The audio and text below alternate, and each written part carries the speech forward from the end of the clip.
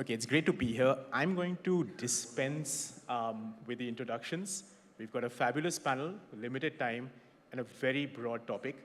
To be honest, it's the kind of topic that can take you anywhere from agriculture to transportation to mobility through to the digital public square. So what I'm going to do is start with the digital public square, because my sense is that is the nub of the debate, and then we can evolve and take this as comes. So what I'm going to do perhaps on this question of will societies survive technology? Now, obviously, this is not a new question. The pull cart kind of brought questions around society and technology. The fork in eating habits brought questions on technology and society. But on the digital public square, perhaps start with one broad question. And if I could ask each of you to take that question from your vantage points, from particular cases that you work on.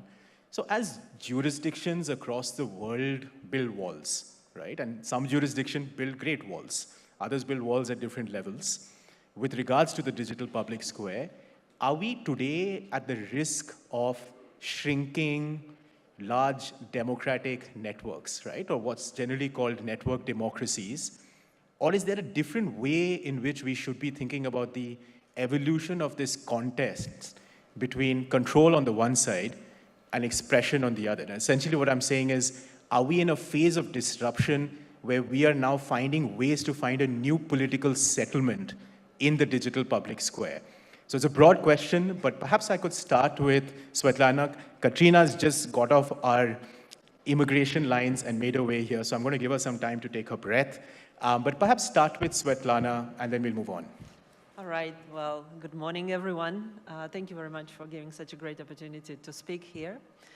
Well, your questions are really, really complicated at some point, because now when we evolve as humanity and digital humanity, it's becoming more and more difficult to understand where is the physical life, where is the digital life. I would like to start with two examples, since I'm based in Myanmar and also covering a little bit of neighbor countries. I want to say that the short story of Myanmar involvement into the ICT or tech sector. So since 2014, country had opened and there was a political will to develop the tech sector and legal framework sector of the country in a way that would allow private sector, civil society, and public sector to develop all together. There have been laws drafted to help responsible investment for the tech sector. They started to drafting laws since 2017 on cybersecurity, which would kind of involve some privacy and data protection bits. And there was a good intention in terms of supporting freedom of speech. However, in 2021, we faced with a military coup when a lot of security situations happened, and of course, the legal frameworks have been amended, not in the benefit of freedom of speech, privacy protection, and access to internet. More internet shutdowns started happening. The other example from perspective of Cambodia, for instance, perhaps many of you already heard about National Internet Gateway, which would allow only one entrance of internet to the country. However, this initiative is still not officially imposed on the country, but there have been already civil society reflections on how that will affect society and the private sector in Cambodia in terms of that will decrease the speed of internet, that will increase taxes, that will increase expenses on running, of course, the equipment, and will require increasing of capacity of people who would be running the equipment, of course. More on freedom of speech, that as justification from the Cambodian leadership was that will help to protect society of Cambodian citizens from the fake news and hate speech. However, independent media raised that it will be more filtering of the content and will be more targeted on the independent media, which of course impose on restrictions of the freedom of speech. Yeah. So let me just push you on one question before I move to Lydia. Now, obviously, Myanmar at this point of time is a unique example, right? You're under martial law. You go to a check post, your phone is being checked, whether it's for VPNs or other content, etc. But what did this degree of coercion do to network democracies or the citizenry within Myanmar? Did you see, I mean, because usually if you look at different geographies, greater coercion and repression allows network democracies, citizenry, and people on social media platforms squeeze their way through in a wider way. So what did it do to the basic citizenry in Myanmar? Well, the one thing I can say that Myanmar, in one night, Myanmar population and let's say pro-human rights activists and pro-democracy population learned how to use VPN in one night, because Meta products been blocked instantly. I'm talking about Facebook, which is the major tech platform which Myanmar citizens are using. Instagram was blocked, WhatsApp was blocked, Twitter was blocked as well. So people needed some information, and they were looking for even information from the current leadership, because since the platforms were blocked, the information from Special Administrative Council of Myanmar was conveyed from Facebook as well. So, but they've been, these blockages actually created a lot of voice from the civil society and pro-democracy online. So there have been a lot of icons on the Facebook platform for supporting of that or that parties, let's say the shadow government or the current leadership of Myanmar. They've been, of course, increasing more information in terms of what is happening around, although platforms were blocked, and we also experienced a lot of internet shutdowns. We've been living for 2 months with internet which is scheduled, so from 9 to 6 or 9 to 12, but still manage our way through and manage the way through how to convey the message or to distribute information, what's going on in Myanmar at that time. Yeah, so people will find a way for sure. So Lydia, if I can take this and broaden the question. So with different levels of walls being built and this, stark contest, if you like, between regulation on the one side, expression on the other, where does that leave the future of the internet? So what's the next version of the internet going to look like? That was a very big broadening of the question. So first, I think I want to establish some context of where we are today in terms of the internet and free speech. So if we think about it, when we talk about social media, predominantly it started in 2004 when Facebook became available for university students. There was social media before that, it just wasn't very popular. And then it started to become popular. So we're looking at almost 2 decades in since 2004. Since then, we have seen people post stuff just kind of regularly to then it became more sophisticated where algorithms started to mediate everything. And I think it is so powerful to talk about this because never in our human history have we been able to receive, number one, so much information at once, and number two, for it to be mediated by very sophisticated algorithms that is, one, in general, and two, ads. And so in this sense, a lot of our perception of reality is in part due to how algorithms have decided to curate our feed, our personal feed. And so that's kind of one aspect that I want to talk about when we think about kind of the free speech and the open internet. And then secondly, when we come to what does the future look like, I think that we can already start to see some of the building blocks, some of the signs. So at the beginning, let's again go to 2004, it was just post. Nobody thought more than that. And then eventually when criminal-related content started to come out, and then it was like, oh, wait a minute, we need to moderate this. And so we can see over the past 2 decades how we have become more aware of what is good and what is not. Words like disinformation have come up.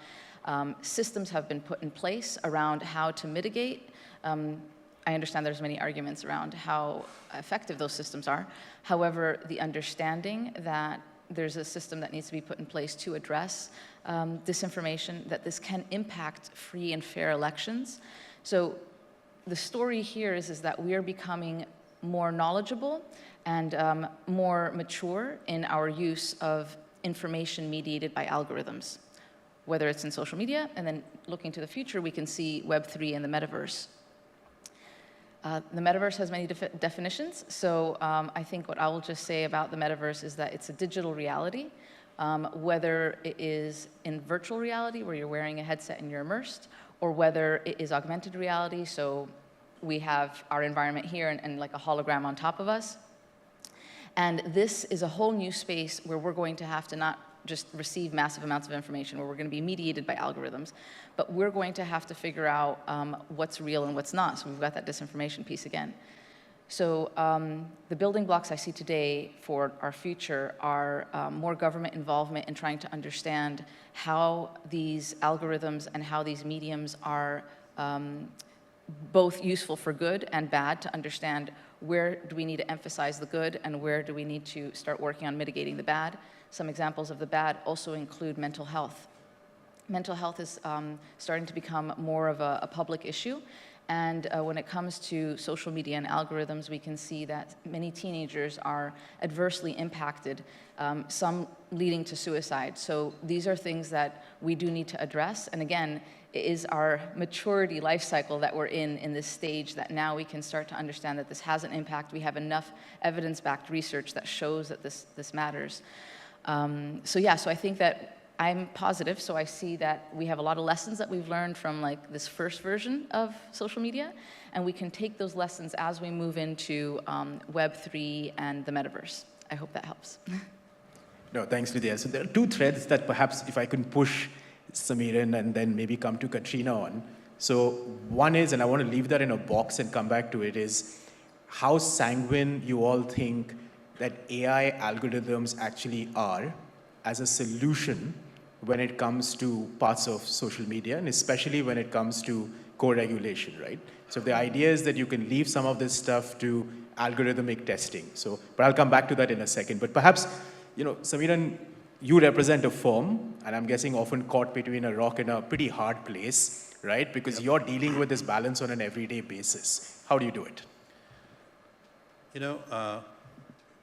Well, thanks for the question to start with. So, look, the way this works is, at one level, we have our rules, terms of service for operations. But we are also mindful of how, let us say, let's say the regulatory framework of a large marketplace works, okay? And we are bound by law to be able to kind of work within those frameworks.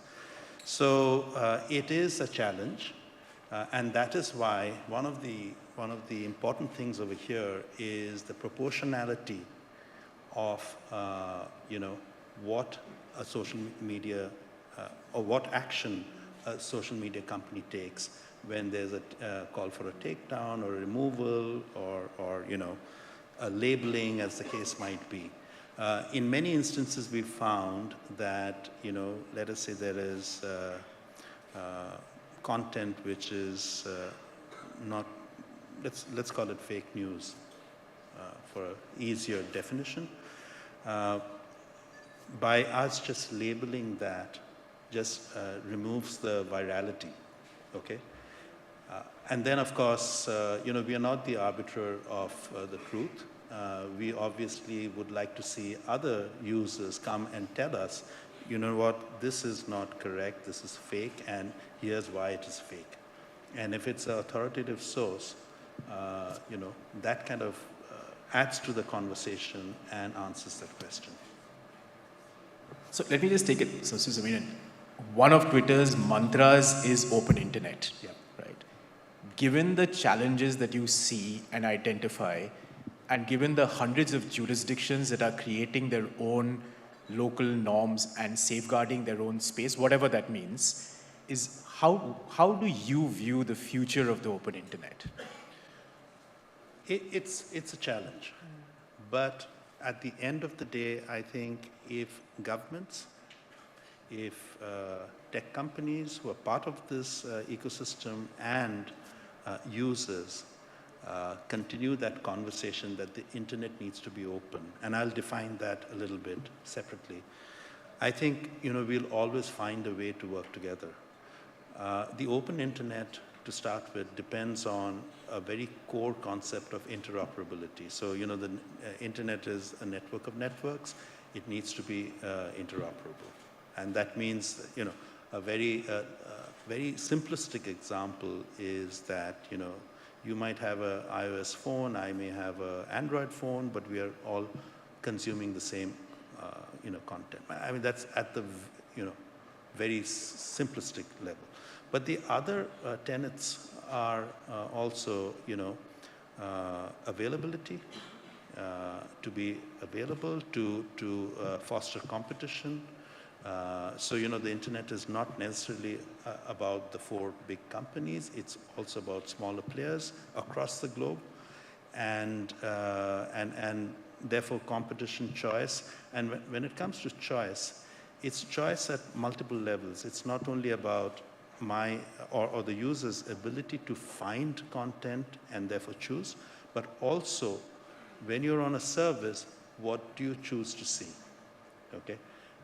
So all of these things make up what hopefully, and obviously there is you know, security and you know, safety built into some of these pieces, but broadly this is where the open internet ought to be, and this is where conversations should take place.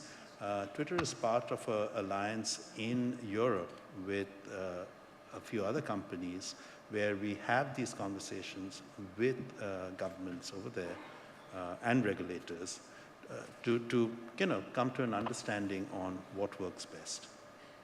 Okay, so keep the conversation going, and we'll come back to what that could mean. Second, and perhaps I'll push you a little later on, because prior to your avatar at Twitter, you've got a long history with ICANN. So at the moment, we're talking about all the outward stuff, but some of the open sovereignty questions are happening down below with ICANN, ITU, and internet infrastructure. So I'm going to come back on that. But Katarina, Samiran spoke about Europe. Take us to Europe. Give us a sense of how are you seeing someone who keenly observes this balance, for instance, across Europe, tough jurisdictions, Hungary, and elsewhere. What's going on in Europe? Well, Europe is driving for legislation of social media platforms.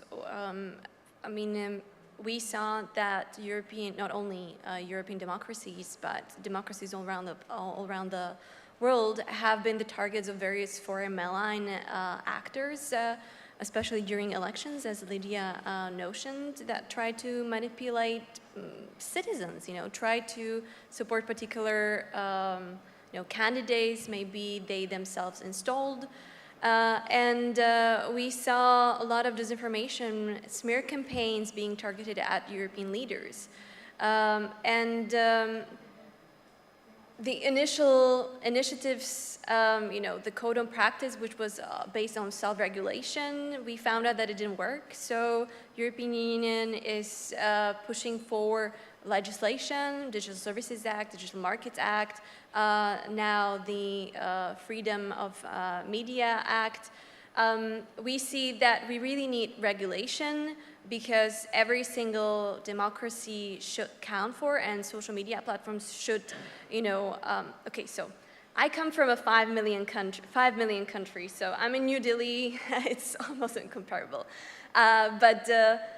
We see, you know, there was a talk about algorithms. There was a talk that social media platforms are taking some initiatives. Yes, but they have completely different approach to countries as India, United States, or Slovakia. And I believe that every single democracy or, you know, every single country should have the right approach for social media platforms. And we were lucky that we're in the European Union, because it is not our representatives, but it's the EU that is having these discussions on behalf of the whole European bloc with the social media platforms. Because honestly, I mean, Meta, Facebook, they don't care about 3.5 million, you know, Slovak Facebook users at all. What we see, and we've been observing, is that yes, there are lots of algorithms, there are lots of initiatives that have been taken by social media platforms, but they are not equally implemented and equally adhered by social media platforms themselves all around the world. Just by being in the European Union or not being in the European Union, it makes a big, big, big difference. And algorithms, yes, they work for specific languages, but they do not work for very small, tiny languages, small, tiny countries. And social media platforms, they don't care, 3.5 million users, what's that in comparison to billions of users? So we need regulation. We need better oversight. We need better oversight when it comes to algorithm transparency. Examples from the past, Senti1 showed that the data that was already provided by social media platforms to various researchers, it was not complete. It was not, what they were told that they were given, and some people were studying it for years. They were doing their PhDs, and they found out before almost finalization of PhDs, like, actually, your findings are not true because we didn't give you the complete data. So this is what the European Union is pushing forward, and this is what the Digital Services Act is about. It is about more transparency. It is about more oversight of social media platforms.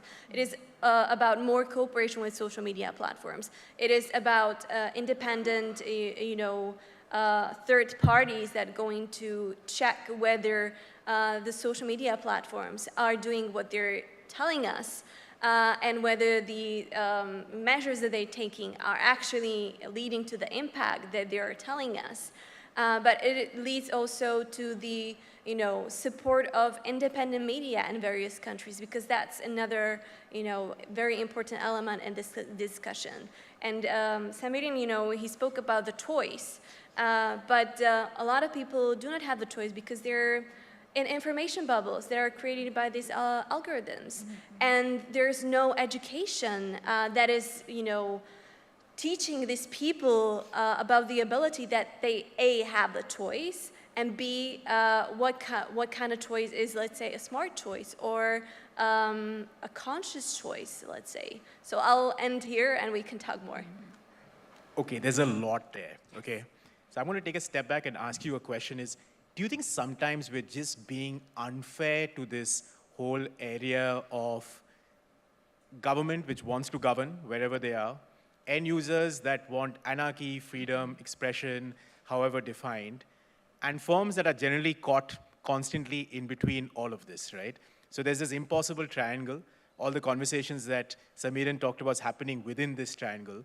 But if you think about different sectors of life, manufacturing, it took decades for standards to come into place, right? For standards to be accepted by jurisdictions.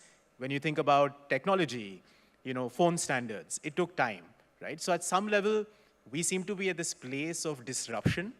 We seem to be at this place where everyone's trying to find the right political settlement. But are we trying too hard to find a compact? Is it already fragmented, or is this going to be a world where some of the global ideas and norms are going to come from the bottom, from tough jurisdictions, and this is essentially going to take time? I don't know, Lydia, do you have a view on this? When you say that, I think about GDPR. And so the EU was the first out of the gate to have something very concrete and specific mandated by government to social media. And then GDPR became something that non-European countries thought to adopt as well. And so leadership in that sense could be very valuable. Something that I just also want to add to what Katarina said, I think that the story that we're telling is really that this is a story about algorithms. And that's where we need to have more transparency on. And another thing I want to say for kind of a mental context, sovereign states are responsible for and have authority over their territorial sovereignty. But then you've got this digital layer on top that affects the economy, that affects the mood of the people, that really makes such an impact, and all of a sudden they don't have sovereignty over that. It's the decisions that each social media network makes for themselves. And so I think it is natural and normal that we're seeing more and more countries step in to say, hey, if it's on my territory, then I need to have a say here. So Samir, I promised you inside that I won't ask you this question, but coming on algorithms, Elon Musk argues that if he takes over Twitter, he says he's going to build some kind of an editorial algorithm which is going to be open source. So that's sort of, true anarchy, right, in many different ways. But on the question of algorithms, how sanguine are you on what AI can do for you in order to nub the pressure when it comes to dealing with the balances of jurisdictions, cross-jurisdiction issues, and especially on issues, I'm guessing, of crime, law enforcement? So The first I'm sorry, part- before, maybe I could ask people to start thinking about their questions. In 3-4 minutes, we'll pivot to the audience. Samir. So the first part of the question, obviously, I'm not, Right. That's your observation. Thank you.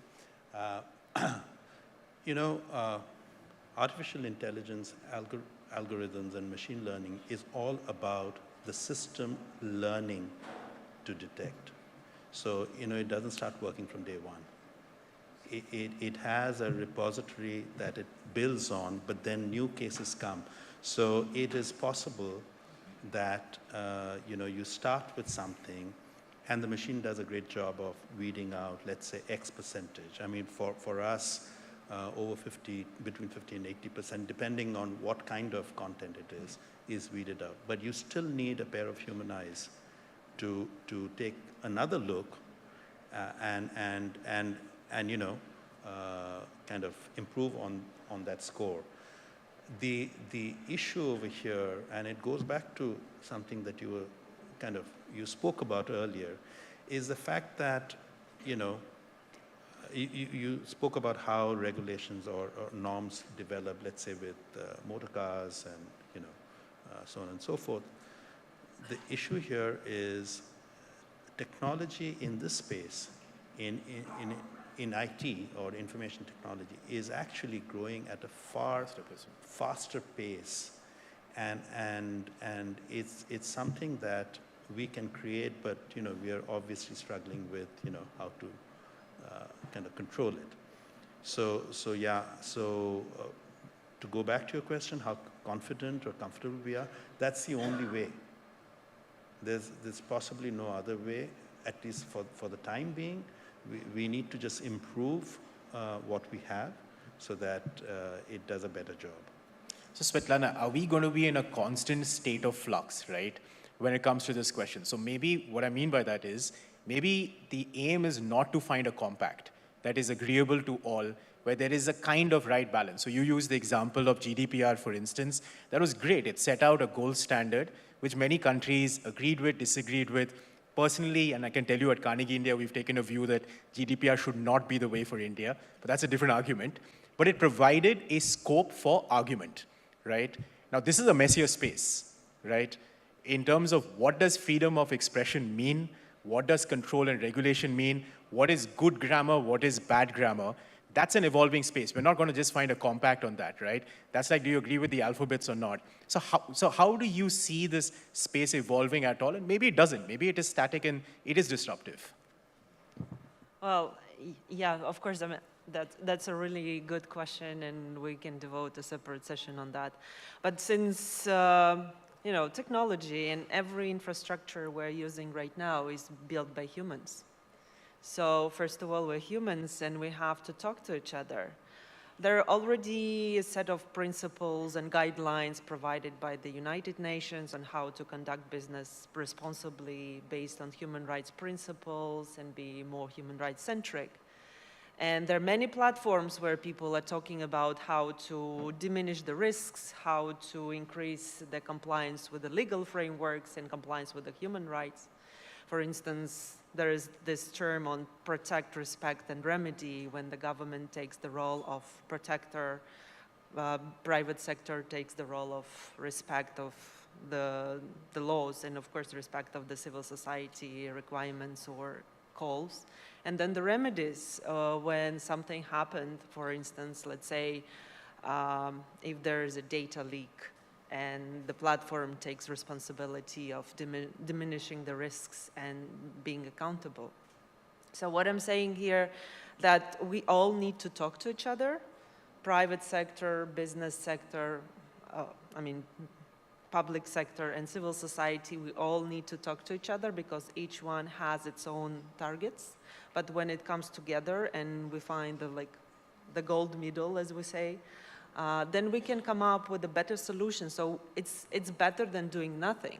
It's a little steps in terms of finding the way where business can target its KPIs, public sector can target its better laws, and civil society feels free and trusts all these two mentioned before, and of course going forward together. Thank you. Katarina, do you agree with that? I mean, the general framework that, look, the UN has lost legitimacy across the board in a whole range of areas. But is this one area of recovery that could provide something of an arc, something of a balanced talking point for others to adapt and evolve in different geographical jurisdictions? I think that we need to be aware that a lot of these international platforms, including UN and its International Telecommunication Union, there has been an attempt by countries as China and Russia to take over the debate and really push forward the debate about open internet to the cyber sovereignty that Lydia was mentioning, to the fragmentation. And this is something that the democratic countries, should not allow. We need to create, we need to find digital authoritarianism with digital resilience by building coalitions. And this is where I agree with Svetlana, because we really need everybody at the table, both governments, both platforms, both civil societies, and discuss where we want, what kind of future we want for the internet. But these principles really need to be based on the human rights, protection of human rights. Because, you said that, you mentioned freedom of speech when you were asking in the beginning your question. And freedom of speech is not, it has its own limits. It's a freedom, but you cannot say at the same time anything you want. Denial of Holocaust is, it's penalized. It can be penalized because we've learned our lessons. And, you said in the previous remarks that it took us some years to develop legislations in various aspects. Well, Lydia pointed out that we have had social media platforms for over 20 years, and we're now just catching up with legislation. And the basic principles that, for example, the European Union tried to put on its Digital Services Act or even GDPR was, okay, so let's make things that are already prosecutable in real life to be prosecutable also in digital sphere. Let's put it on a paper and let's base these principles on the protection of human rights. And I think that's where we should be heading. Okay. I think I've got my own views about the universality of human rights and freedom of expression, but this is not a forum for my views, it's for yours. So we've got about 8 minutes for questions. I think we've got one here. I think that's Nikhil, I can't be sure. But yeah, go ahead. Yeah, it's Nikhil. So what we've seen over the evolution of social media is that there's been a shift in balance of power from users to platforms, as we saw centralization via platforms of social media. And now we're seeing laws being used by governments to shift that balance of power to governments. I was just wondering about whether any of you see that balance of power shifting back to users, because when it is, for example, the DSA approach in the EU, where you have transparency and accountability mechanisms built in, that it, in a sense, empowers users as well. What we're seeing in laws in India, for example, is that it's almost as if a tool's been given to governments to censor speech. So users essentially are at the losing end in authoritarian or tightly controlled countries. Do you see a move in some shape or form back to where users get the freedom that they had begun with? Okay, I think any one of you could take that question. I'm going to not be unfair to Samiran, so I'm going to try and maybe pivot. Lydia, do you have a view on this? The pendulum between, there's under-regulation. Katarina said there's a need for regulation. What Nikhil seems to be saying, and Nikhil, correct me if I'm wrong, is that now the pendulum has moved to over-regulation, right? Leaving end users at some level, in the blind. So how do we get that balance back? Is it necessary to get that balance back? I don't think there's over-regulation. I mean, as a user of these mediums, I don't feel like I'm over-regulated. Something that I do think about is there equity in usage for people who don't look like me or think like me? So if we think about different minority groups, whether it's religious or ethnic or racial, or even gender-related identity groups, do they have the same amount of freedom as I feel like I do when I'm on these spaces? So that's what I think about. Okay. Katarina? Well, in some countries, they do not have. In some countries, they're systematically persecuted by these governments or by other members of society. And that is being problematic because it leads to genocide eventually. I mean, now, you're like bulging your eyes, but I mean, Meta, Facebook, was eventually accused of helping genocide, polarizing further the societies around the world, and that is a problematic thing. I think that users can have a lot of power, but they need to use it smartly. I mean, when Elon Musk started to think about how he could tweak Twitter, a lot of people, first you could see the drop when it comes to the Twitter's, I don't know what's the proper name for it, like the value of its shares. But it's the users that eventually give their own data for social media companies to run their own business models. So if we, are unified enough, if we eventually say that this is enough, and millions of people leave these social media platforms, or we come up with new social media platforms that are based more on openness, transparency, but also protection of digital rights for users, then these all big tech platforms will eventually, could potentially go bankrupt. So anything and everything is possible at the moment. Okay, so if there's someone from Meta, you should really ask a question. I'm definitely not going to speak on your behalf, but it's a pretty powerful set of statements. So it's worth, if you're in the audience, you should certainly ask a question or two. But let me just come back to this question to Samiran, and just keeping an eye on the time, looking at audiences also, but this question of Russia, China. Katarina, you brought this up at the UN. You see it in every international institution. But one of the most worrying things, I think, and I'll just speak here from an Indian perspective, is the role that Russia and China is playing beneath the content, right, in infrastructure. So when we look at what's happening between ICANN, ITU, and the way in which China especially has mastered the art of standardization, right? Where are we, and here perhaps I'm asking you a question with your independent hat on, not in your current role. Where are we losing out in India, and what needs to be done to keep a broader balance when we think about standards, which is going to change a lot of what we're talking about here? So there's work ongoing, a lot of which is in China, but in different parts of the world, on what is the internet of the future. And again, in very simplistic terms, let's say 15 years from now, Rudra, if you are traveling, let us say, to the moon, it could happen, If I need to talk to you, how do I reach you? Okay, so apparently the new technology is going to be taking into account, communication, or a set of protocols will take into account communication that can happen on this planet and outside. Okay, but that's the much more glamorous part of what I'm speaking about. But I think at the fundamental of all of this is the core of interoperability.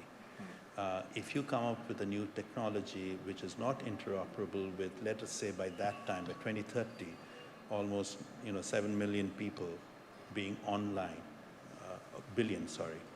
6 to 7 billion people online, that in itself will be a kind of fragmentation. So we are running out of time here, but let me just stop here. I'm just kind of on the tip of the iceberg. Because that could actually close the internet. You and I can have an internet in this room using my phone as a server. If I can't talk to Samir, who's outside patiently waiting for us to finish and get his session started, it's not an internet, right? Okay, we're bang on time. The beeper is on. Many different threads here. It's a very broad topic, comprehensive, but I think there are many threads that I'm sure will evolve in different parts of sci-fi between today and the rest of tomorrow. But Katarina, Samiran, Lydia, Svetlana, thank you so very much for the time, and we'll end here. Thank you.